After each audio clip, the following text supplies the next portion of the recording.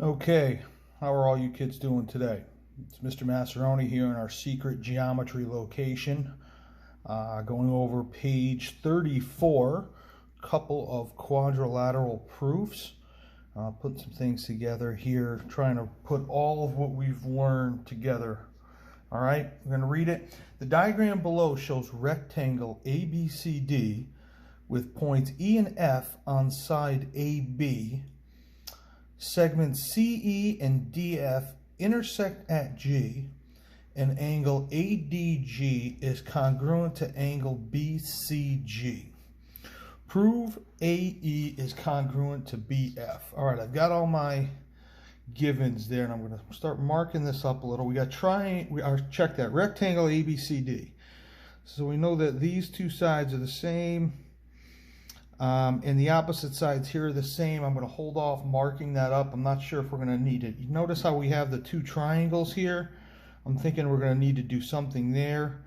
We've got this piece on both, so that in my head we're thinking addition or subtraction postulate.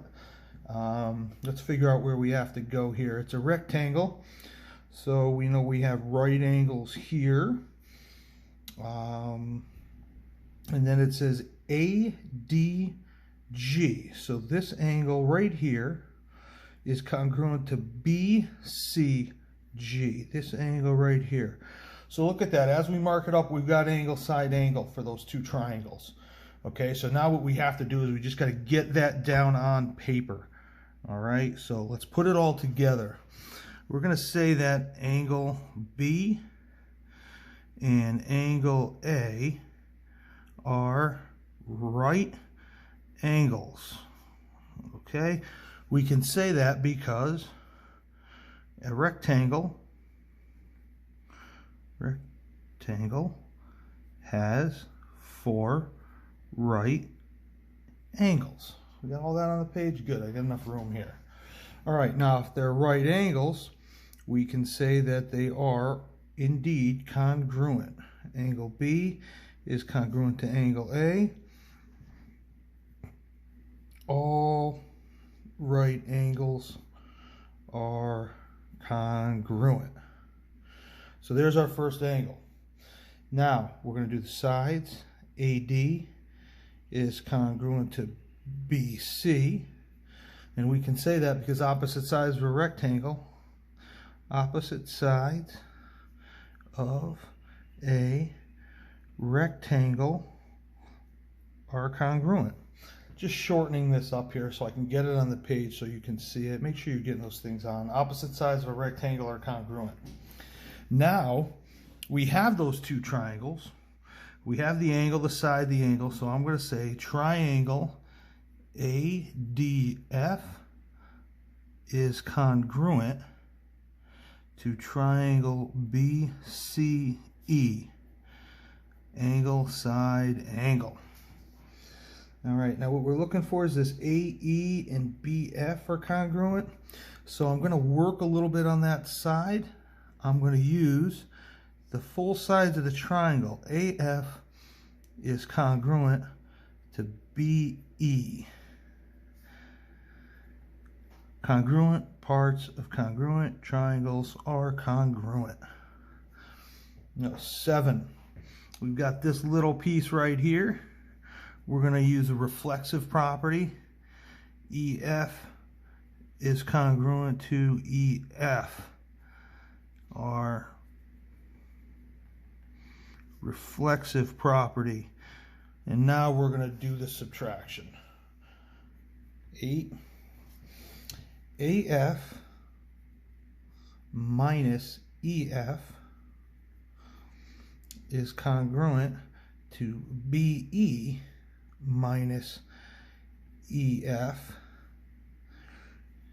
and that means AE is congruent to BF, and that is our subtraction postulate. And we're all set. AE is congruent to BF, so there's the whole thing right there. You got to get the entire triangle and then break off that little side down there. Okay, And now we're going to move on to number 4 on this page. Okay, it looks like it's going to be very, very similar. We've got EF. We've got, it says a square. The diagram below shows square A, B, C, D, where E and F are points on BC, and BE is congruent to FC, and segments AF and DE are drawn. Prove that AF is congruent to DE. So I need AF, DE. It looks like we're going to do the same thing. We're going to be using triangles. I can do this here because it's a square. So those sides are congruent. The angles are all right angles. So I can do that. Okay. So it looks like I'm going to have to put these sides together, this EF with FC and EF with BE, to get side angle side. And then we can just do the CPCTC portion there. Okay, so my second statement is going to be angles B and angle C are right angles. And we know that because a square has 4 right angles. Slide this over a little bit. All right, so if they're both right angles, then we also know angle B is congruent to angle C, because all right angles are congruent. All right, now we're going to move on. That side, we know the sides are congruent. AB is congruent to CD, and that is because a square has 4 congruent sides. A square has 4 congruent sides. All right, moving right along now.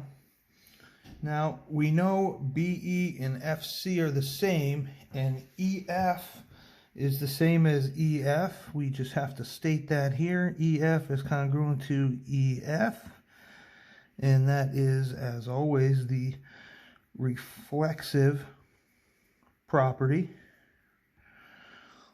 So then we can go in and we can say BE plus EF is congruent to CF plus EF, and that means BF is congruent to CE, and that is our addition postulate. All right, moving right along, we got our triangles. Triangle ABF is congruent to triangle DEC, and we prove that by side angle side. And then we can say, to finalize our proof, AF is congruent to DE. Congruent parts of congruent triangles are congruent. Okay, hope everybody enjoyed this video. Hope you're all doing well, and if you have any questions, as always, get in touch with your teacher. Stay safe, stay healthy, and good luck.